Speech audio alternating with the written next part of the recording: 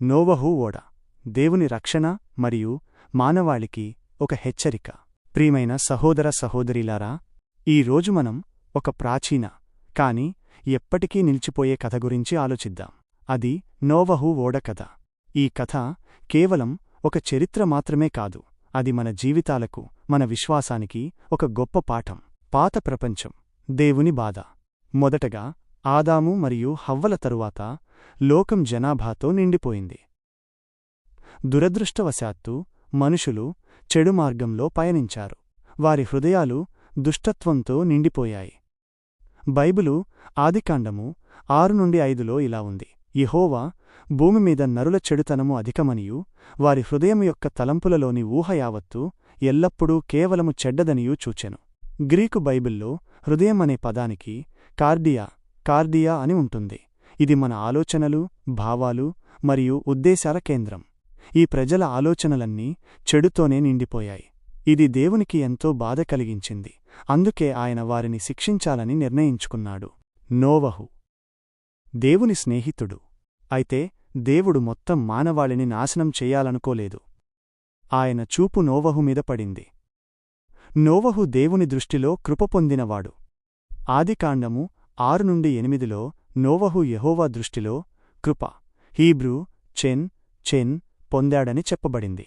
దీని అర్థం దేవుని అపారమైన దయ మరియు అనుగ్రహం అతనికి లభించింది. నోవహు తన తరం వారిలో నీతిమంతుడు మరియు నిర్దోషి. హీబ్రూ తమీం అని బైబిలు చెప్తుంది. ఇక్కడ నిర్దోషి అంటే తప్పులు చేయనివాడని కాదు, కాని దేవునికి పూర్తిగా విధేయుడుగా జీవించేవాడని అర్థం. నోవహు దేవునితో సహవాసం చేశాడు, ఆయనకు లోబడ్డాడు. ఓడ నిర్మాణం విశ్వాసానికి ఒక పరీక్ష. దేవుడు నోవహుతో ఒక పెద్ద ఓడ కట్టమని ఆజ్ఞాపించాడు. బైబిల్లో దానిని తెబ, హీబ్రూ తేవా అని పిలుస్తారు. దీనికి అర్థం పెట్టె లేదా పెద్ద ఓడ. ఇది కేవలం ఒక పడవ కాదు, అది ఒక రక్షణ పెట్టె. చుట్టుపక్కల నీళ్లు లేని ఎడారిలో ఓడ కట్టడమనేది అందరికీ పిచ్చిగా అనిపించింది. ప్రజలు అతన్ని ఎగతాళి చేశారు. కాని నోవహు తన కుటుంబంతో కలిసి దేవుని మాటను నమ్మి ఏళ్ల తరబడి కష్టపడి ఓడను కట్టాడు. ఇది కేవలం కలపతో కట్టడం కాదు, ఇది విశ్వాసంతో కట్టడం. హెబ్రీయులకు రాసిన పత్రిక 11-7లో ఇలా ఉంది: విశ్వాసమును బట్టి నోవహు ఇంకా చూడని సంగతులను గూర్చి దేవునిచేత హెచ్చరింపబడి భయభక్తులు గలవాడై తన ఇంటివారి రక్షణ కొరకు ఒక ఓడను సిద్ధము చేసెను. మహాప్రళయం, దేవుని న్యాయం.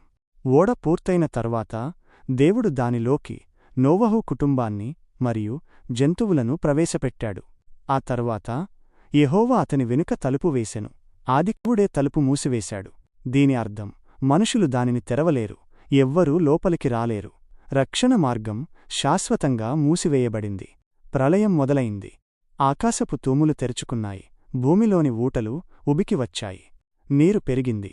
ప్రజలు భయంతో కేకలు వేశారు. కొండలపైకి పారిపోయారు. కాని లాభం లేకపోయింది. దేవుని న్యాయం వారి పాపాల మీదకు వచ్చింది. మన కాలానికి అన్వయం. ఓడలోని భద్రత. ప్రియమైన వారలారా, ఈ కథ మనకు ఒక హెచ్చరిక. ఈనాటి ప్రపంచం కూడా నోవహు కాలం నాటిలాగే ఉంది. ప్రజలు దేవునిని పట్టించుకోవడం లేదు, చెడు మార్గాలను అనుసరిస్తున్నారు, పాపానికి బానిసలయ్యారు. మన తల్లిదండ్రులు, ఉపాధ్యాయులు మరియు దైవసేవకులు మనల్ని హెచ్చరిస్తున్నారు, కాని మనం నవ్వుతున్నాం. ఈ కథలో ఓడ మన ప్రస్తుత జీవితంలో యేసుక్రీస్తును సూచిస్తుంది. యేసుక్రీస్తు ద్వారానే మనం పాప ప్రళయం నుండి రక్షించబడతాం. యోహాను సువార్త 14-6లో యేసు ఇలా అన్నాడు: నేనే మార్గమును, సత్యమును, జీవమును. నా ద్వారానే తప్ప ఎవడునూ తండ్రి యొద్దకు రాడు. నోవహు హెచ్చరించినప్పుడు ప్రజలు నమ్మలేదు.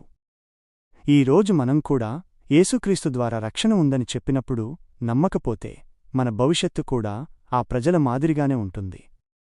ఓడలోకి ప్రవేశించిన వారికి భద్రత లభించింది.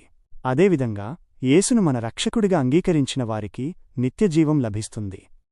ప్రియమైన వారలారా, దేవుని తలుపు ఇంకా తెరిచే ఉంది. ఈ ఓడలోకి రండి. యేసుక్రీస్తును స్వీకరించండి. మన పాపాలు క్షమించబడాలని ప్రార్థించండి. మీ జీవితాన్ని మార్చుకోండి. లేకపోతే సమయం మించిపోతే దేవుడు తలుపు మూసివేయవచ్చు. అప్పుడు ఎవ్వరూ మనకు సహాయం చేయలేరు. నోవహులా మనం కూడా దేవుని మాట విని ఈ ఓడలో చేరి ఆయనలో భద్రత పొందుదాం. ఆమెన్.